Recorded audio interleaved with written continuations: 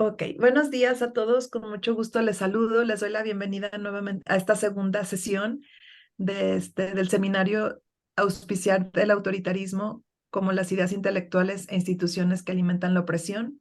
Perdón, me presento, soy Liliana Obregón, directora de Gobierno y Análisis Político. En lo personal me da mucho gusto darles la bienvenida el día de hoy y ver nuevamente caras con las que estuvimos trabajando la semana pasada.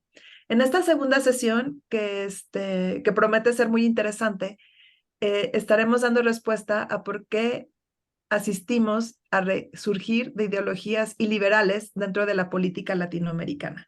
Y para esto me complace presentarles con mucho gusto a Miguel Ángel Martínez Meucci, al profesor doctor Miguel Ángel Martínez Meucci, y quien es director adjunto de Gobierno y Análisis Político, y también darle la bienvenida al licenciado César Santos, quien recientemente ha sido su tesis de licenciatura publicada por Gobierno y Análisis Político.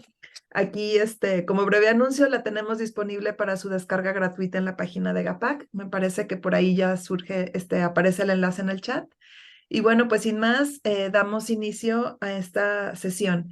Y les platico a nuestros ponentes del día de hoy, a ustedes profesores, un poco la dinámica de cómo estaremos trabajando. Lanzaremos 3 preguntas, las cuales cada uno de ustedes tiene 5 minutos para dar respuesta. Y al final contaremos con media hora para preguntas de los demás asistentes a este seminario. Sin más, y agradeciendo nuevamente la asistencia tanto de Miguel Ángel, de César, así como del resto de los asistentes, me permito comenzar. Y en este caso, la primera pregunta es, en una Latinoamérica que después de la Guerra Fría parecía abrazar un consenso democrático, las ideologías y políticas autoritarias han cobrado fuerza. ¿Ustedes a qué creen que se debe este resurgimiento? Mm, César, ¿quieres comenzar tú? Ok, pues primero agradecerle a GAPAC por haberme considerado para ese seminario, ¿no? Y por estar junto de profesores como el doctor Meucci, sobre quien de hecho pues sigo bastante sus análisis, sus escritos, por ejemplo en la Konrad Adenauer, ¿no? Entonces para mí es muy placentero estar aquí.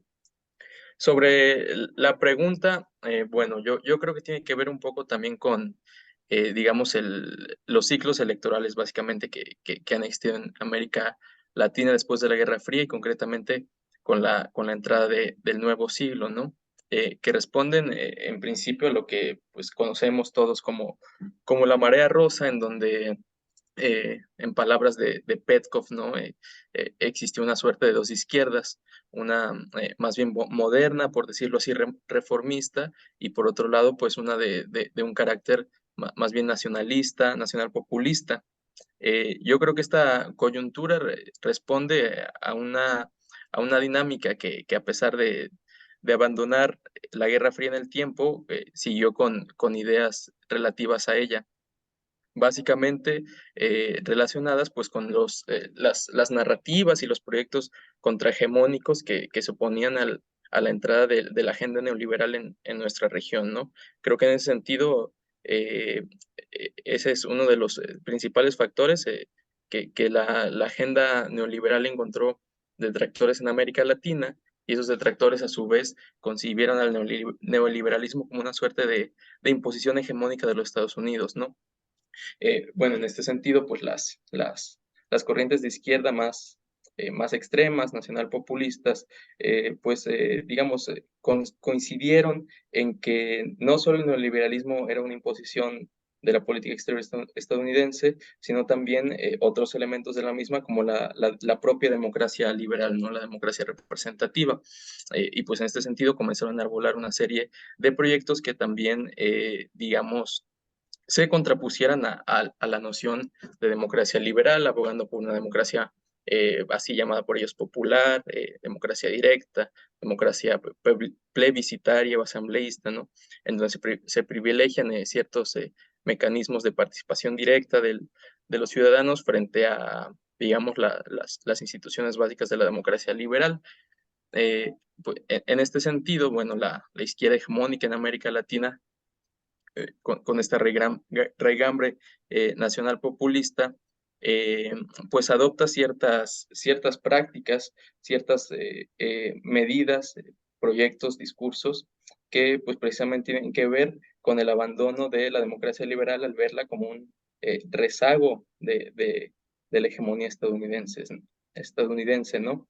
Y bueno, en ese sentido podemos tildarlas de iliberales al precisamente no respetar esas instituciones de la democracia liberal, tales como la separación de poderes, la existencia de organismos autónomos o la existencia de elecciones justas, libres y competidas, ¿no? Yo creo que en principio, siendo lo más breve posible y también sin afán de reducir la complejidad del caso, pues creo que sí tiene que ver un poco con este ciclo electoral que se inicia en la marea rosa y que precisamente tiene una suerte de carácter contrahegemónico, ¿no? Que entiende no solo al neoliberalismo, sino también a la democracia liberal como dos elementos de un mismo proyecto que sería, digamos, la política exterior estadounidense y en un sentido más amplio, el orden liberal internacional. Eh, bueno, por mi parte creo que eso podría abonar de primer momento, esperando también a lo que responde el doctor Miguel Ángel y a la discusión posterior. Bueno, por Muchas mi parte agradecer también, ay, perdón, No, te iba a dar la palabra, Miguel Ángel, adelante. gracias Liliana. Bueno, agradecer a Liliana, a Armando, a todo GAPAC, por supuesto a César y a todos los asistentes, ¿no? Em, bueno, la pregunta habla de ideologías autoritarias, ¿no? Yo creo que es importante ver que existen tanto prácticas como ideologías que se vinculan con el autoritarismo. Quizás el hecho de que existan prácticas autoritarias no debería ser tan sorprendente en el sentido de que la lógica del poder casi siempre procura su acumulación. Entonces, allí donde existe un factor de poder, tenderá a ejercerlo y tenderá, en la medida de lo posible, también incluso a aumentarlo. Yo diría que hay algo casi natural en el funcionamiento del poder como tal. Cuando abundan las prácticas autoritarias, yo diría que esto por lo general revela que hay un entramado institucional y cultural que no acierta a limitarlas. O sea, allí donde las prácticas autoritarias proliferan es porque o bien no tenemos instituciones democráticas capaces de limitar ese tipo de excesos, o bien existen elementos, factores culturales que dan pie a que apoyan a este tipo de ejercicios autoritarios.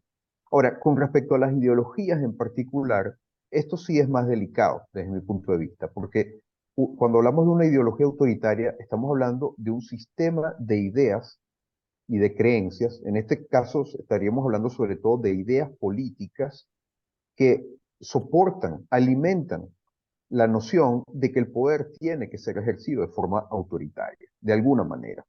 Ahora bien, ¿cómo emerge esto después de la Guerra Fría? Durante la Guerra Fría, el comunismo, por poner un ejemplo, era una ideología claramente autoritaria. Postulaba incluso la instauración de una dictadura, circunstancialmente, para ejercer un poder por parte del proletariado, para por la fuerza, revolucionariamente, cambiar la propiedad de los medios de producción.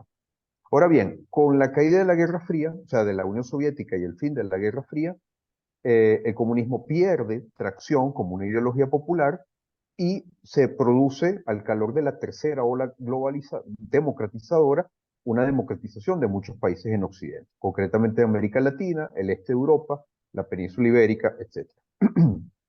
Un poco antes, ¿no? Ahora, eh, ¿cómo surgen entonces ideologías autoritarias en un contexto claramente democrático? Bueno, vestidas justamente con el ropaje de la democracia. Y aquí está justamente en la particularidad de la dinámica iliberal a la que nos estamos refiriendo hoy, que lo característico de las derivas autoritarias y de las ideologías que terminan generando autoritarismo en nuestro tiempo es que no dicen actuar contra la democracia, sino que más bien afirman ser más democráticas que las demás. Entonces, bajo la excusa de que queremos una democracia realmente popular o una democracia realmente directa, lo que en realidad estamos viendo es una operación para desmontar los fundamentos de la democracia liberal representativa. O sea, reducir la división de poderes para permitir mayor concentración de poder, que es la definición de lo que entendemos como un régimen autocrático, y también suspender hasta cierto punto la igualdad ante la ley. ¿Cómo? Tratando de favorecer de alguna manera especial, mediante lo que se llama discriminación positiva, a ciertos grupos para que sean más iguales que otros, en el fondo. Entonces, todo esto anima, en el fondo, una dinámica que permea, que horada los fundamentos de una democracia liberal representativa, y en la práctica lo que tenemos no es mayor democracia, sino menos contrapesos a un ejercicio autoritario del poder. Muchas gracias, Miguel Ángel. Me quedé, me fui hacia tu reflexión pensando el contexto mexicano. Muchas gracias por tu respuesta. Como segunda pregunta, es la siguiente. En GAPAC hemos insistido en que las ideas y prácticas del autoritarismo no son propiedad de una ideología particular. ¿Consideran ustedes que esto es correcto o que en Latinoamérica hay una amenaza más grave o urgente de una coordenada política en particular? Y ahora sí pregunto quién gusta comenzar. Pues, si me permite, doctor, sí. Adelante, César, claro. Eh, Justamente ayer charlamos brevemente el doctor Miguel Ángel y yo, como para preparar un poco lo que íbamos a tratar en este seminario, ¿no? Y coincidimos en que, bueno, las ideologías autoritarias expresadas en nuestro tiempo, sobre todo en el populismo, pues, digamos, tienen derivas tanto por izquierda como por derecha, ¿no?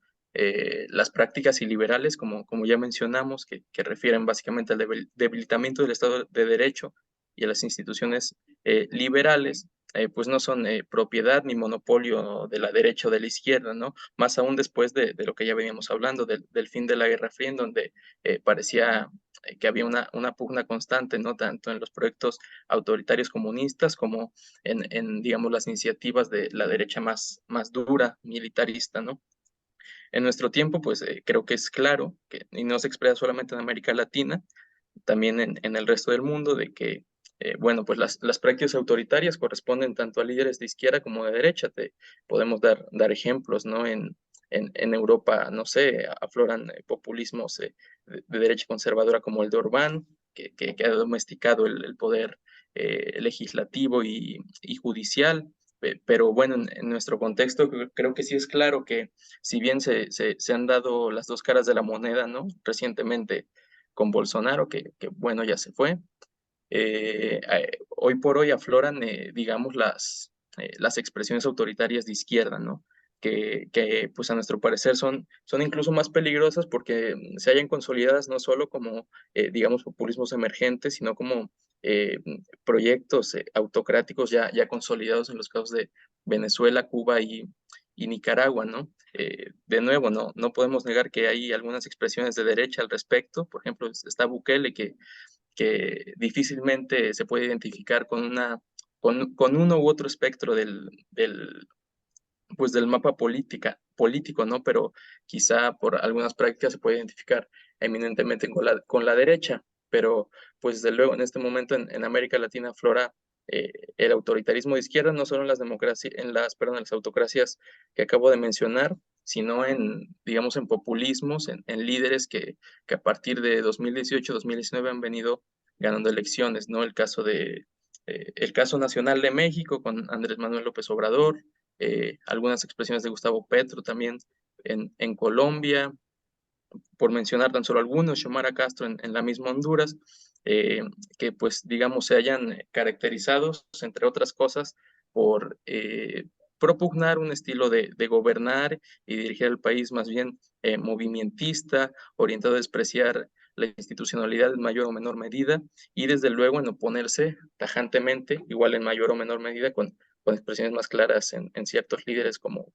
Xiomara Castro, por ejemplo, Petro, hacia el orden liberal internacional y hacia digamos, las políticas que demandan respeto a la democracia y a los derechos humanos en el mundo, ¿no? lo cual también se ve claramente, por ejemplo, en las votaciones de las Naciones Unidas respecto a la invasión de Ucrania, ¿no?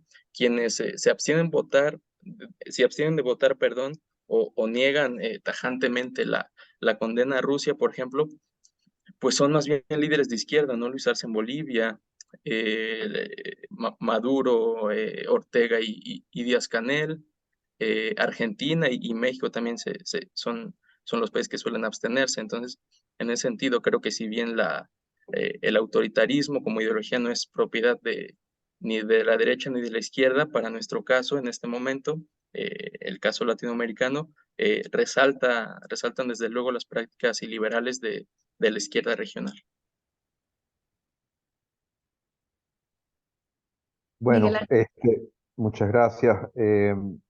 Sí, desde luego, el autoritarismo no está asociado con algún lado en particular del espectro político, ¿no? Entonces, todo lo que tendemos a llamar como izquierda, como derecha, en ambos lados podemos tener prácticas de orden autoritario, ¿no? Entendidas como concentración abusiva del poder. Ahora bien, en nuestra región, en América Latina, ¿qué diferencias podemos ver al respecto?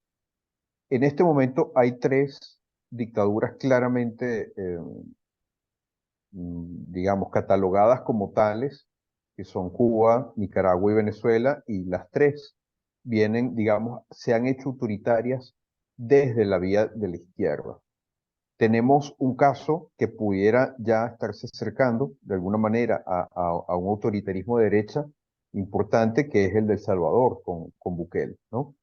¿Qué más? Sí, o sea, como decía César, es difícil ver un poquito, ha sido un camaleón desde el punto de vista ideológico, pero en líneas generales su proceder parece enfocarse más con el de las derechas. Ahora bien, ¿qué diferencias podemos ver tratando de generalizar un poco? Generalizar siempre es problemático porque implica abstraerse de algunos hechos concretos y a veces la naturaleza de las cosas las vemos más bien en esas particularidades, ¿no? Pero bueno, tratando de hacer un esfuerzo de generalización, creo que lo que hace particularmente insidiosas las prácticas e ideologías autoritarias de la izquierda es que tienden a mostrar mucha más facilidad para ser vistas como iniciativas democráticas.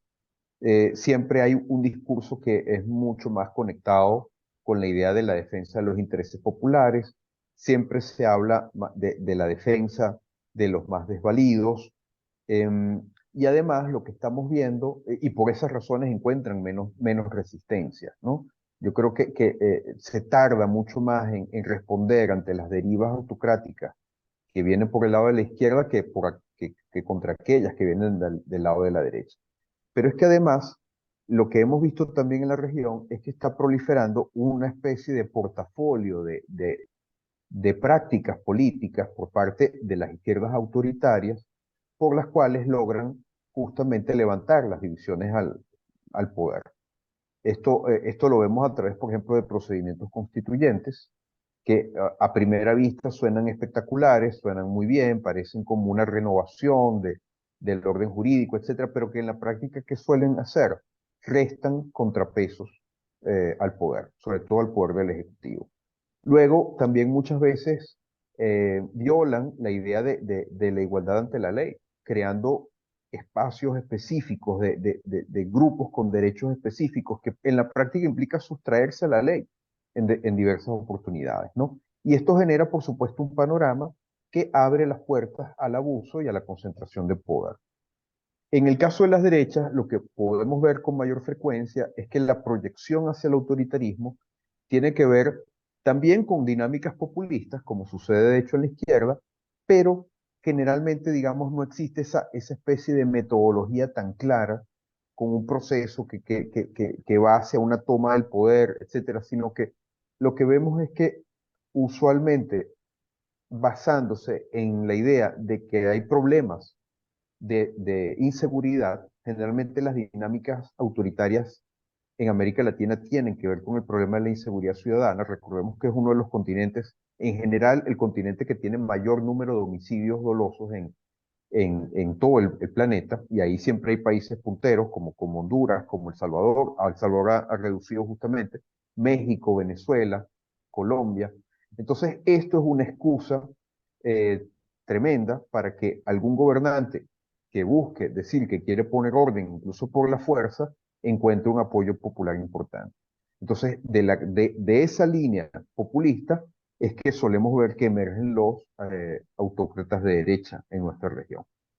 Esas serían las diferencias que veo un poco entre las dos, generalizando mucho. Muchas gracias, Miguel Ángel.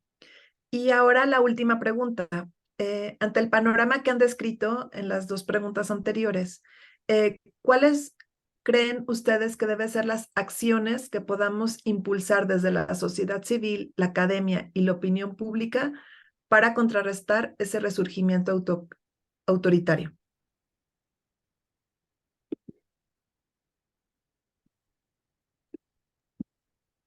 Bueno, a mí siempre las preguntas que implican un momento propositivo son las que más me hacen pensar al respecto, ¿no? Yo creo en principio que digamos, las alternativas democráticas de cualquier, digamos, vertiente ideológica en América Latina la tienen hoy muy difícil digamos, en la búsqueda por acceder al poder, implementar un programa democrático reformista, ¿no?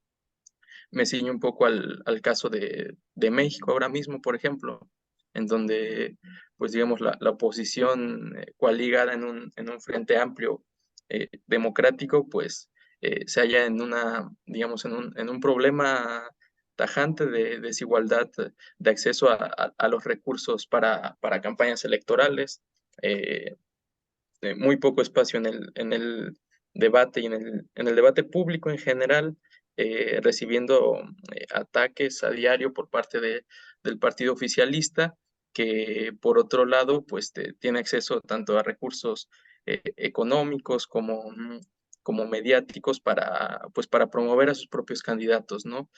También, por ejemplo, el caso de Guatemala ahora con Bernardo Arévalo, ¿no? Y las obstrucciones a las que se ha encontrado desde los poderes instituidos para, digamos, investirse legítimamente como presidente.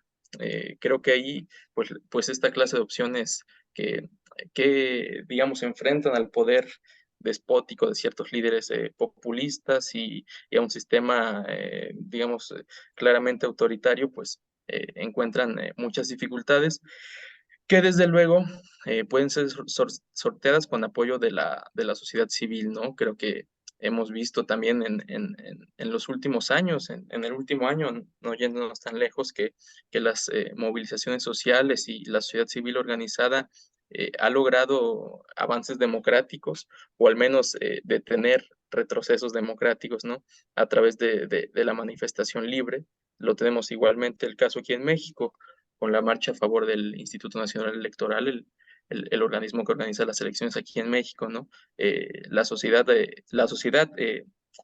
organizada junto a académicos, que de hecho, bueno, intelectuales que de hecho tuvieron un papel importante ahí, eh, pues logró precisamente organizarse y salir a las calles para defender al organismo electoral que, bueno, finalmente presionó a los partidos políticos de oposición para que, digamos, votaran en bloque en contra de esas reformas que pretendían eh, desaparecer al Instituto Nacional Electoral, ¿no? Lo mismo, por ejemplo, se me ocurre en Israel con las medidas que Netanyahu pretendía implementar en el poder judicial para, digamos, someterlo, ¿no? De nueva cuenta, la ciudad fue la que marchó para defender digamos, a sus propias instituciones democráticas, logrando al menos retrasar en cierta medida esa reforma de carácter autoritario, ¿no? Pienso que viendo los acontecimientos recientes y lo que ha sucedido, precisamente, quizá la forma más digamos, más efectiva ahora mismo de defender a la democracia desde la sociedad civil es esa, precisamente organizándose y saliendo a las calles en unidad pues a defender las instituciones democráticas ante prácticas y proyectos que pretenden destruirla, ¿no? Lo mismo ha pasado, por ejemplo, en el caso de Guatemala con Arévalo, ¿no? El apoyo popular que ha tenido ha sido tremendo en las calles, lo que también pues ha presionado de alguna forma tanto al Poder Judicial como al mismo Yamatei a templarse un poco, ¿no? En sus intentos por sabotear la investidura del propio Arévalo. Yo creo que, pues en ese sentido, la propuesta sería lo básico, ¿no? Digamos, lo intuitivo, que la sociedad civil se organice y salga a las calles. Ahora, si se contara también con el apoyo de gobiernos y líderes democráticos que, pues desde sus espacios institucionales y de cooperación internacional, faciliten ese apoyo a la sociedad civil, pues sería ideal, ¿no? En ese sentido, creo que es lo que podría aportar. Muchas gracias, César. Miguel Ángel. Sí, bueno, por mi parte, o sea, reforzando lo que ya señala César de la importancia de la movilización de la sociedad civil, yo creo que eso es fundamental, ¿no? Los activistas, las personas que están más al tanto de lo que es el funcionamiento de la política en su desempeño cotidiano, tienen que mantenerse vigilantes al respecto y ser convocantes de toda clase de movilizaciones con respecto a lo que sea necesario hacer para impedir los procesos de concentración del poder, ¿no? Y esto yo lo vería a través de tres elementos o sea, cinco cosas que se me ocurre comentar, ¿no? En primer lugar, tenemos que estar muy atentos a lo que es cualquier intento de cercenar la división de poderes, cualquier intento de concentración del poder. Y estos intentos de controlar el órgano electoral, por ejemplo, de controlar los organismos judiciales, de controlar el Parlamento, el Congreso, todos estos intentos son evidentemente movidas que no van a favorecer la perpetuación de la democracia y su correcto funcionamiento. Todo lo contrario, están orientados más bien a concentrar el poder en una figura, y esto es autoritarismo, ¿no? Otro elemento que creo que también sobre el cual hay que estar atentos es mantener la vigencia de la igualdad ante la ley. No puede haber un tratamiento distinto a las personas en función de ninguna condición particular, sino que todas deben tener el mismo acceso a la ley, las mismas posibilidades de recibir justicia, y los órganos encargados de administrarla tienen que velar por el cumplimiento de este fundamento de la democracia liberal.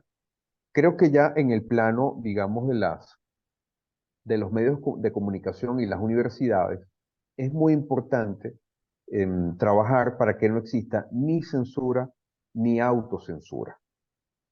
Porque lo que estamos viendo con este tipo de amenazas iliberales no es tanto ya la censura tradicional, sino que se termina ejerciendo desde los medios de comunicación y desde los propios cuerpos docentes de las universidades una especie de tiranía con respecto al pensamiento que se considera políticamente correcto, que lo que hace es impedir que haya un debate mucho más franco, mucho más abierto al respecto. Y si hay una institución en la cual tenemos que preservar la libertad de expresión y que las personas puedan decir lo que piensan y que prive simplemente las reglas del respeto y de la lógica, es la universidad. Lamentablemente lo que estamos viendo en las últimas ya casi 2 décadas es una proyección hacia un, un, un, un cierre del espacio universitario como un espacio para el debate libre y abierto. Ahí no pueden privar las reglas de lo políticamente correcto, tienen que privar las reglas de la argumentación lógica y las reglas del respeto mutuo. Y esto yo lo haría extensivo también a los medios de comunicación. Los medios de comunicación tienen una responsabilidad muy grande a la hora de impedir que cierto tipo de discursos eh, que, que fomentan una polarización excesiva de la población terminen justamente propiciando una división social. Porque, recordemos esto, los aspirantes a gobernantes autoritarios, los que quieren hacerse con mayor poder, una de sus herramientas básicas de acción es la polarización de la sociedad, es dividir a la gente entre los buenos y los malos. Y esto, por supuesto, hace que en torno a sí se reúna una cantidad de gente que les tolera que ellos puedan excederse con respecto a lo que es el marco constitucional. Entonces hay que prevenir las dinámicas de polarización artificial de la sociedad. Y por último, creo que es fundamental ejercer algún tipo de solidaridad internacional, no solo desde los organismos multilaterales, no solo desde los gobiernos, sino también desde las sociedades civiles, desde los medios de comunicación, desde los intelectuales, los activistas ciudadanos. Tenemos que ser solidarios con las luchas por la democracia en los países vecinos, porque tal como estamos viendo hoy en día, estas dinámicas que a veces parece que están enclaustradas en ciertos países, con el paso del tiempo lo que vemos es que también nos terminan afectando en países en donde en principio parecía que estábamos relativamente inmunes con respecto a estas dinámicas autoritarias. El tiempo nos ha dejado de ver que no es así y hoy en día estamos viendo que amenazas similares, distintas pero similares, se van cerniendo sobre todo en nuestros países. Por eso la lucha contra estos autoritarismos no es nacional, sino que es regional y global. Muchas gracias, Miguel Ángel. Bueno, me parece que nos quedan todavía 25 minutos de sesión, por lo tanto, damos la apertura a que personas del público puedan formular sus preguntas. Lo pueden hacer vía chat o si gustan también prender cámara, abrir micrófonos, también este espacio es de ustedes. Y en este sentido, me voy a permitir leer la primera pregunta que nos hicieron llegar vía chat, la cual consiste en lo siguiente. Los nuevos movimientos sociales y la política identitaria se presentan como formas de renovación y ampliación de la democracia. Sin embargo, a menudo tienen contradicción con el componente liberal de la democracia.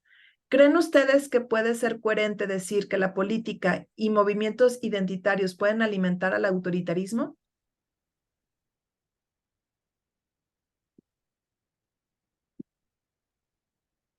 Tomo la palabra. Ok. Pues yo creo que este tipo de movimientos identitarios, la política de la identidad en general, creo que es casi por definición iliberal, ¿no? Básicamente por un componente que tiene que ver con lo que ya mencionaba el doctor Miguel Ángel, que es el resquebrajamiento, por decirlo así, de la igualdad ante la ley. La izquierda woke, que digamos que es la gran expresión de los movimientos sociales, los movimientos identitarios, perdón, pues básicamente demanda en algún sentido el reconocimiento no de los individuos, sino del grupo al que pertenecen, ¿no? Lo cual se traduce, digamos, y yo lo pongo en esos términos, en el retorno a la sociedad estamental del siglo XVIII, siglo XIX, ¿no? Es decir, el reconocimiento de las personas, no por su calidad de individuos, que es uno de los grandes logros del liberalismo, del primer liberalismo, sino su reconocimiento por la pertenencia a un cierto grupo y en función de ello, el acceso a ciertos privilegios, digamos, o a ciertas facilidades de acceso a política pública, representación política, etcétera. En ese sentido, pues creo que sí alimenta en gran medida al iliberalismo y al autoritarismo, no solo por abogar por este olvido de la igualdad universal de todas las personas, ¿no? Que es un principio liberal básico, sino también porque se vuelven objeto digamos, de movilización electoral, ¿no? Ciertos líderes instrumentalizan estos movimientos identitarios, pues, para colocar sus agendas autoritarias al frente y desde luego obtener votos, ¿no? Entonces creo que sí es un componente muy importante para la proliferación de autoritarismos. Gracias, César. ¿Algo que quieras agregar, Miguel Ángel?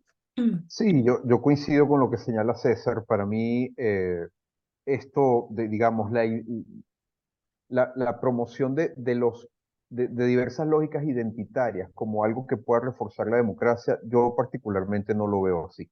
Yo siento que en la medida en que se promueven identidades distintas a lo que es la lealtad al Estado Nacional, lo que estamos haciendo es justamente fracturar la República. Fracturar la República, fracturar los principios republicanos y lo que estamos haciendo es crear pequeñas repúblicas o grupos que empiezan a competir entre sí para tener, César lo decía muy bien, para tener privilegios. La palabra privilegio significa ley privada, ley para un grupo. Entonces, esto nos retrae justamente al orden del antiguo régimen, al orden estamental previo a la consumación de los valores republicanos y liberales de la modernidad. Fíjense, yo no sé qué diría, por ejemplo, Martin Luther King hace medio siglo, si viera, o un poco más, si viera que estas son las luchas hoy en día, porque justamente el movimiento por los derechos civiles y políticos en los Estados Unidos, por lo que luchaba, era por la igualdad, era para que los afrodescendientes justamente fueran tratados como iguales. Y ahora lo que estamos viendo es que se está procurando que haya un trato desigual, en donde a algunas personas se les trata de una manera y a otras de otra. Eso es a todas luces iliberal y rompe las bases del orden republicano moderno de carácter liberal. Muchas gracias, Miguel Ángel. ¿Alguien quisiera, veo algunas camaritas prendidas, alguien quisiera hacer alguna pregunta de nuestros asistentes que están aquí conectados?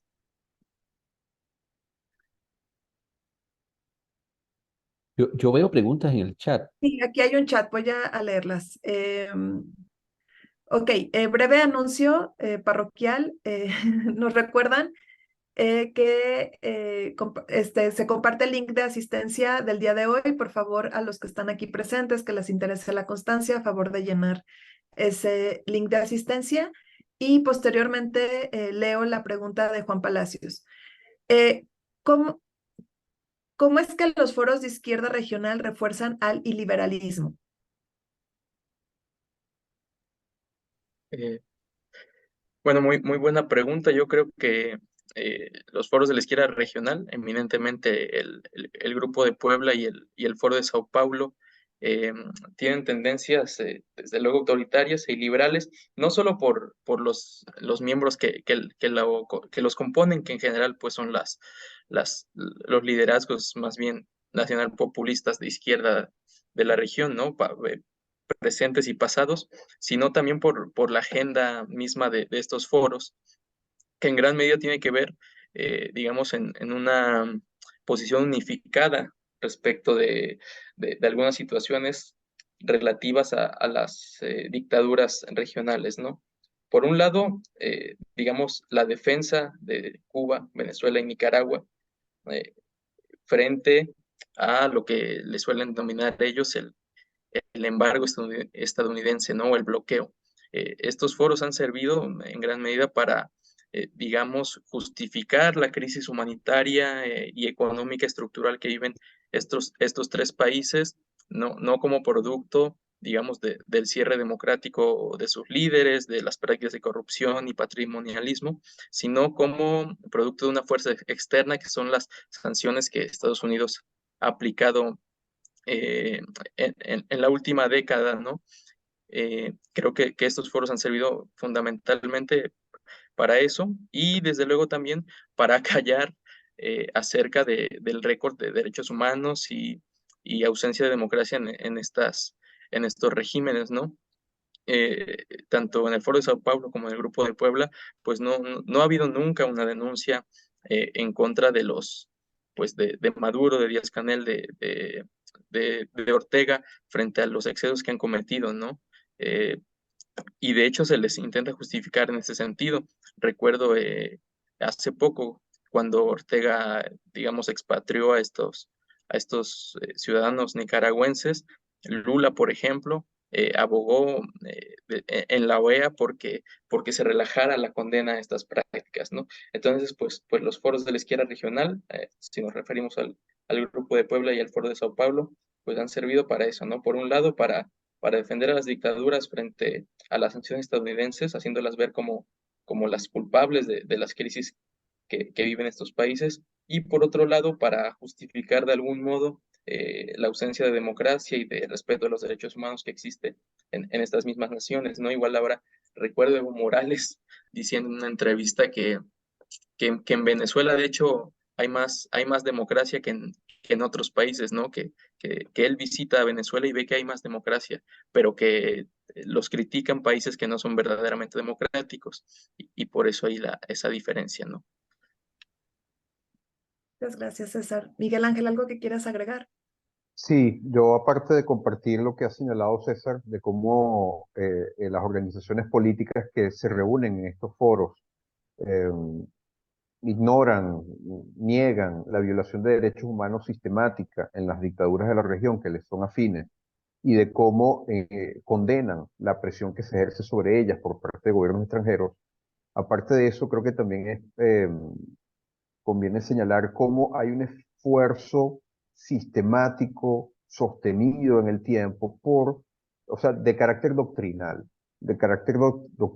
en la defensa de justamente ideologías autoritarias, que es un poco la primera de las preguntas que abordamos hoy. O sea, en la medida en que se aborda una ideología autoritaria y que se defienden como supuestamente más democráticas, una serie de prácticas que, a fin de cuentas lo que hacen es vulnerar los principios básicos de la división de poderes y de la igualdad ante la ley, que son los que garantizan la posibilidad de una genuina democracia. En la medida en que esto se hace, pues también se va abonando el terreno para que existan prácticas dictatoriales.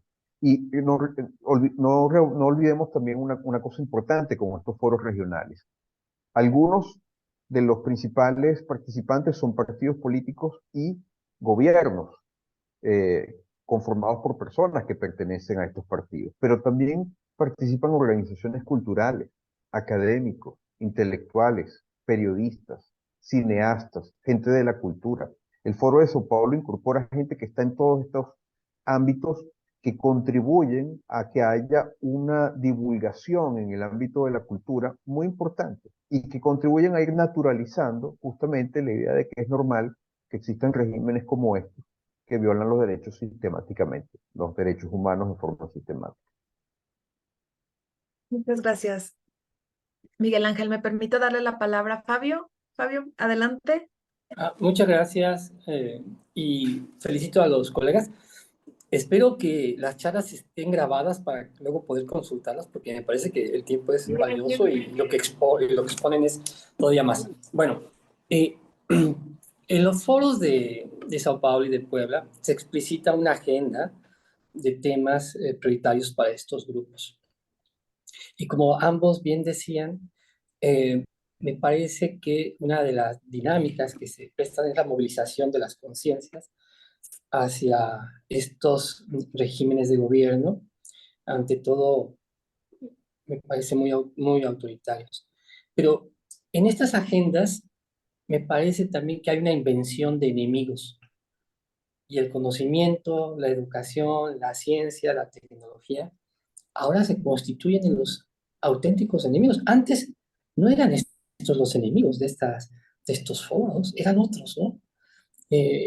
Ahora se expresan así, y me parece que en el caso mexicano, a diferencia, por ejemplo, de la agenda ambiental que nace de la ciudadanía como asunto público en el espacio público y se eleva a una agenda de gobierno para traducirse en políticas, no sé cuál fue el problema con el conocimiento, con el trabajo intelectual, con la ciencia y con la investigación, tanto que ahora forma parte de una agenda de gobierno en términos políticos que agrede continuamente en su retórica, que descalifica y sobre todo que pauperiza sobremanera el trabajo académico, intelectual y científico, en este caso mexicano. Esta invención de los enemigos es quizás, les pregunto, ante la falta de otro enemigo, o es parte también de esa agenda, eh, parecería muy fascista, ¿no? No sé ustedes qué opinan al respecto. Si gustan reaccionar al comentario, por supuesto. Gracias. Gracias, Fabio. Muy bien. Yo creo que esto que menciona Fabio tiene que ver mucho también con la proliferación del pensamiento decolonial en América Latina, ¿no? Tiene que ver, creo yo, un poco con el desprecio al saber occidental, a la ciencia occidental, por cuanto se considera, digamos, un resquicio y una extensión del poder hegemónico supuestamente colonial que Occidente ha ejercido sobre nuestra región. Asimismo, se considera la ciencia occidental pues como un factor de esto, ¿no? En ese sentido, pues la izquierda regional, que se denomina a sí misma progresista, pues ha adoptado los preceptos de estos pensadores decoloniales que abogan, se me ocurre ahora Boaventura, por mencionar alguno, ¿no? Por la recuperación de las epistemologías del sur, ¿no? Y defiende frente al epistemicidio que encubre los saberes tradicionales, pues recuperarlos, ¿no? E introducirlos de alguna manera en el saber clásico occidental. Yo pienso que tiene que ver ante todo con eso, ¿no? Porque también como lo he platicado acá, por ejemplo, con Armando Chaguaceda mucho, la Academia Latinoamericana tiene una sobrerepresentación pues de pensadores de izquierda, ¿no? Que no están despolitizados, sino que tienen una posición clara en favor de ciertos liderazgos, ¿no? Que tienen que ver con el populismo de izquierda, y pues en ese sentido es funcional a ellos oponerse al orden liberal internacional, tanto en sus políticas económicas y políticas de política exterior, digamos, como pues al saber que lo sustenta, ¿no? Que es la ciencia occidental, el razonamiento, digamos, el racionalismo, ¿no? Frente a ello, pues la izquierda, amparada en el pensamiento decolonial, plantea el desprecio de estas formas de saber frente a la recuperación por decirlo así, los saberes ancestrales de los pueblos originarios, entre otras cosas. Yo creo que tiene que ver un poco, mucho con eso.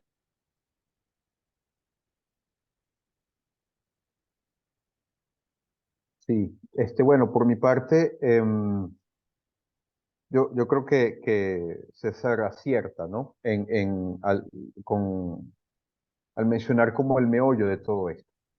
Creo que primero hay una identificación que no es nueva, quizás tiene muchas décadas, más de un siglo quizás, de identificar la ciencia y en general como el avance tecnológico, el avance científico con una imposición colonialista, ¿no? La recepción de estos avances técnicos como la imposición de una cuestión colonial.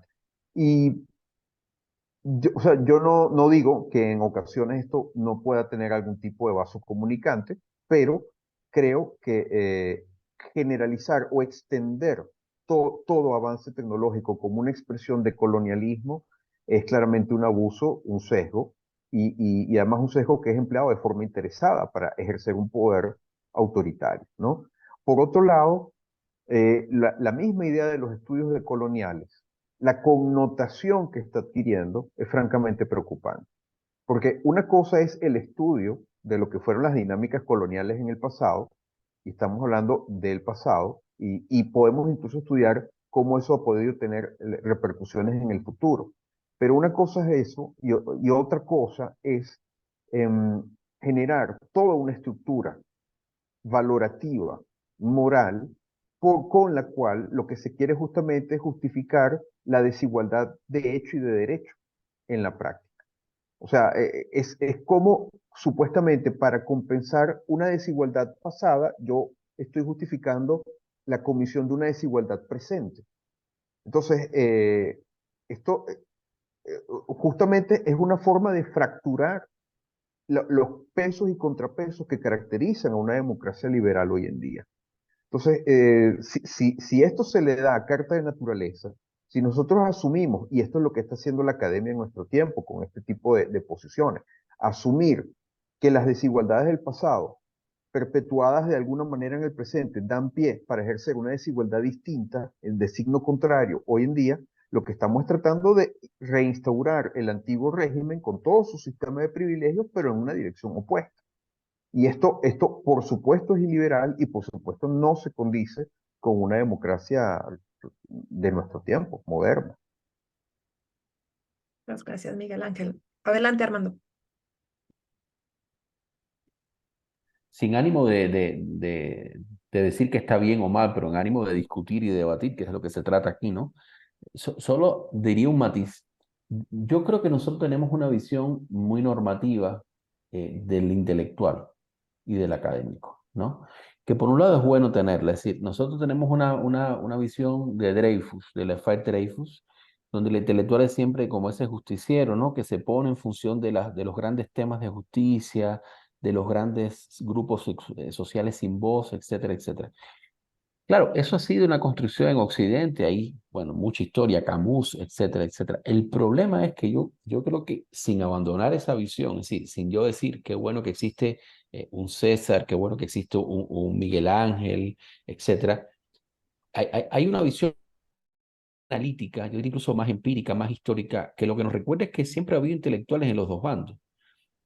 Bueno, Platón, voy a irme hasta atrás, con el riesgo de que César me regañe porque esa es su materia, pero Platón no solo él mismo fue un intelectual, si lo vemos en el sentido de alguien que produce ideas para el debate público, pero fue un intelectual autoritario.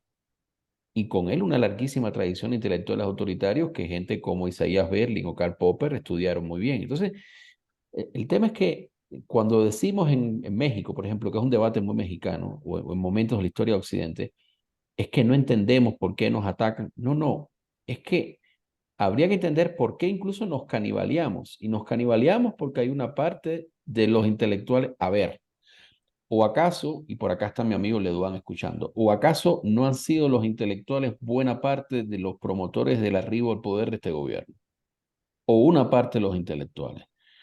Entonces, es más, yo diría que probablemente en ciertos sectores intelectuales, instituciones intelectuales, universidades públicas, etcétera, hay una sobrerepresentación de intelectuales que apoyan contra no solo los colegas que no apoyan, sino contra las reglas de juego que permitieron a esos intelectuales cuando no estaban en el poder hacer becas, carreras, estudios. Por eso yo creo que son como muy desleales, ¿no?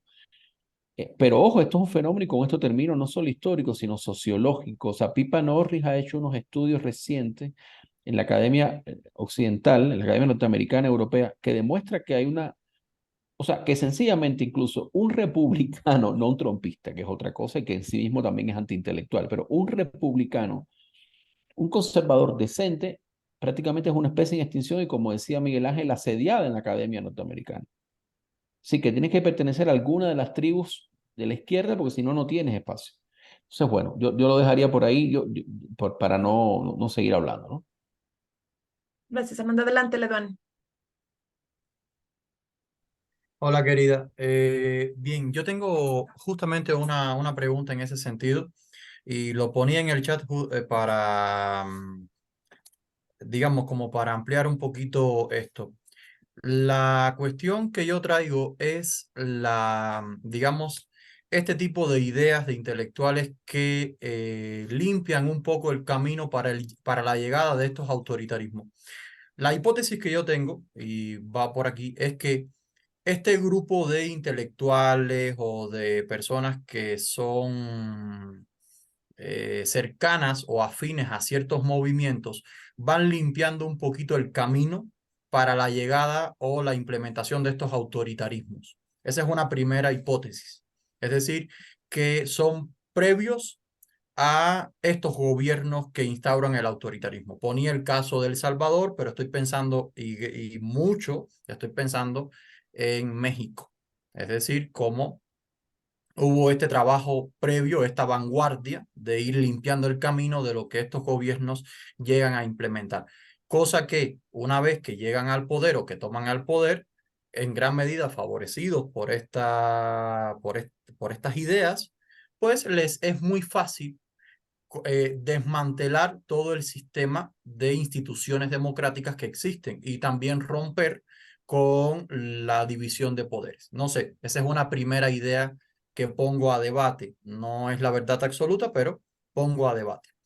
Y una vez que están en el poder, desmantelan todo el sistema y entonces estos mismos gobiernos en el poder pues apelan a estos intelectuales, a esta academia, a estas ideas, diciendo que son de izquierda cuando han desmantelado pues todo un sistema que costó mucho trabajo imponer. Entonces, la primera pregunta va en ese sentido. Las ideas, los intelectuales que favorecen los gobiernos, bueno, la implementación de estos mecanismos autoritarios son previos, se fortalecen una vez que llegan al poder o qué mecanismos les permiten seguir justamente justificando esos autoritarismos. Ustedes lo mencionaban bien. Tenemos caso Cuba, tenemos caso Venezuela, no dicho por nosotros, dicho por la propia Organización de las Naciones Unidas, que el Comité contra la Tortura, que acaba de demostrar que hubo violaciones de derechos humanos en las prácticas de prisiones en Venezuela. Por poner un ejemplo nada más. Entonces, pensando en esta idea, por ejemplo, el caso Salvador, que con una gran popularidad el presidente se está convirtiendo en un autoritario, violando incluso la propia constitución con la reelección. Primer caso. Segundo caso, los casos emblemáticos de Venezuela, Nicaragua y Cuba, que eso ya está más que dicho, y Bolivia y Ecuador o Argentina, por ejemplo, donde hubo intentos de permanecer en el poder, pero la propia sociedad dijo que no. O sea, hubo una ciudadanización importante ahí. Entonces, pregunta, ¿los intelectuales, el papel es previo, es durante o es post en la implementación de estos mecanismos autoritarios? Primer caso. Segunda pregunta, ¿favorecen o deslegitiman a la propia academia la existencia de estos propios intelectuales? Es decir, intelectuales muy famosos que supuestamente tienen causas muy progresistas y de pronto se convierten en los mayores defensores y portavoces de estos autoritarismos. Ahí lo dejo. Si me permites, sabemos que Miguel Ángel trae aquí una presión de tiempo, entonces si gustas, tú cerrar, Miguel Ángel, y ya después continuamos con César. Muchas gracias. Vale, sí, muy rápidamente. Aquí esto es como que es primero el huevo o la gallina. Y la verdad es que evolucionaron juntos. O sea, las ideas autoritarias ayudan a llegar autoritarios al poder y los autoritarios en el poder alimentan ideas autoritarias y esto se mantiene siempre en continuo. Y por supuesto, ojo, nunca subestimemos algo. No siempre los autoritarios se creen autoritarios. Muchas veces el autoritario cree que realmente está defendiendo un régimen de amplitud y de todo esto. Y esto es lo que genera la convicción. Por ejemplo, lo que fue cuando el comunismo. Los comunistas se consideraban luchadores por la libertad genuina. Y ellos no estaban pensando que estuvieran propulsando un régimen autoritario y sin embargo eso es lo que en la práctica sucedía. Entonces, esa convicción juega aquí un papel muy importante. Muchas gracias, Miguel Ángel. Te agradecemos mucho tu participación en este espacio. Sabes que Agapac es tu casa. Deseamos asimismo que tengas muy bonito día y nuevamente nuestra gratitud a que nos acompañes en este evento el día de hoy. Muchísimas gracias, les agradezco la intervención, todas las preguntas, también al colega César, a todos. Y bueno, me retiro, pero por favor sigan un ratico más. Vale, muchas gracias. Adelante, César. Gracias. Pues quizá yo lo que podría agregar es, en principio, tratar de distinguir, ¿no? Entre, digamos, lo que se mencionaba acá en el comentario, entre intelectuales orgánicos o ideólogos explícitos del régimen, frente, pues, a otros intelectuales que solo se acoplan al mainstream ideológico, ¿no? Creo que esta clase de intelectuales, los orgánicos o los ideólogos, pues están desde antes que cierto liderazgo ascienda al poder y se mantienen, de hecho, con grandes incentivos dentro de lo que dura el régimen, porque pues precisamente son los ideólogos, ¿no? Son los que le tratan de dar sustento intelectual a las ideas y prácticas autoritarias de tal o cual régimen o liderazgo. Ahora, por otro lado, hablando quizá en el caso de México, que es pues donde, digamos, puedo tener más noción, creo que también hay un mainstream en la academia que precisamente reclama estas ideas del antiimperialismo, del decolonialismo, de las contrahegemonías, que sin darse cuenta, al replicar esta clase de ideas, pues también apoyan en algún sentido a los regímenes autoritarios que se oponen al régimen, al orden liberal internacional, ¿no? Pienso, pues que, por ejemplo, hay intelectuales, y hablo un poco desde mi experiencia, que no se pronuncian en acontecimientos como la invasión de Rusia a Ucrania, ¿no? O se pronuncian incluso en cierto sentido a favor de Rusia al verla como una reacción obligada tras la supuesta presión de la OTAN por digamos, anexar a Ucrania. En este sentido, pues esta clase de intelectuales que no son precisamente ideólogos o intelectuales orgánicos, creen que con esta clase de posturas, pues abonan un poco al antiimperialismo que se expresa en la política, digamos, en la contrariedad de la política exterior estadounidense, ¿no? Sin darse cuenta, pues que, digamos, con el respaldo a Rusia están apoyando también digamos, a un régimen imperial que busca anexar a territorios vecinos como Ucrania, a democracias vecinas, de hecho. Entonces yo pienso quizá que hay que distinguir en ese aspecto, ¿no? Entre intelectuales orgánicos o ideólogos explícitos frente a otra clase de intelectuales que pues nada más se plegan al mainstream intelectual y sin saberlo pues también apoyan a ideas y regímenes autoritarios. Muchas gracias, César. Bueno, siguen los micrófonos abiertos. ¿Alguna intervención que quede por ahí pendiente?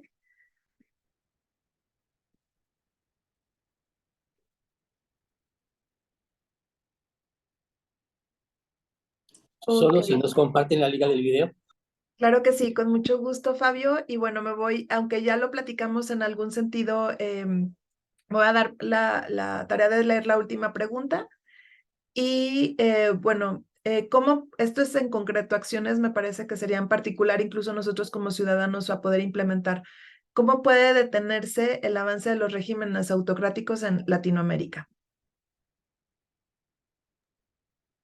Ok, pues yo creo que es una pregunta muy amplia, ¿no? Y con varias aristas. Como ya comentamos antes, por un lado, la sociedad civil organizada que sale a marchar en defensa de las instituciones democráticas, es decir, no con demandas de política pública o de solución de algún problema público, sino simplemente para defender a las instituciones democráticas frente a los embates autoritarios, pues creo que es por ahí en primer lugar, digamos, una medida clara y clave pues para evitar el avance de proyectos autoritarios y reformas que pretenden debilitar la democracia, ¿no?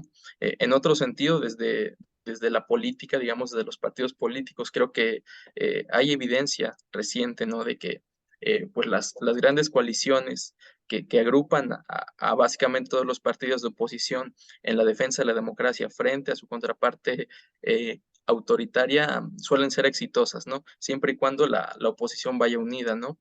Eh, Imagino quizá el caso de Brasil, por ejemplo, contra Bolsonaro, que, bueno, una serie de partidos de distinta naturaleza ideológica se agruparon y lograron, en efecto, derribar pues a un populismo como el de Bolsonaro, ¿no?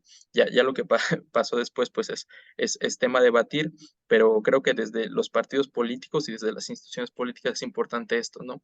Que la oposición democrática se coaligue y vaya en unidad frente a esta serie de liderazgos que pretenden irrumpir y digamos, resquebrajar las instituciones democráticas. Se me ocurre Turquía hace poco con Erdogan, la oposición, por ejemplo, no logró ir unida, hubo un par de partidos que no entraron no recuerdo si se llamaba Frente Cívico, y pues Erdogan sigue ahí, ¿no? Entonces creo que esas son, digamos, pues algunas coordenadas importantes, ¿no? Que la sociedad civil respalde a sus instituciones en las calles y que por otra parte los partidos de oposición hagan su trabajo intentando, pues, consensuar, digamos, candidaturas de unidad para enfrentarse a líderes populistas.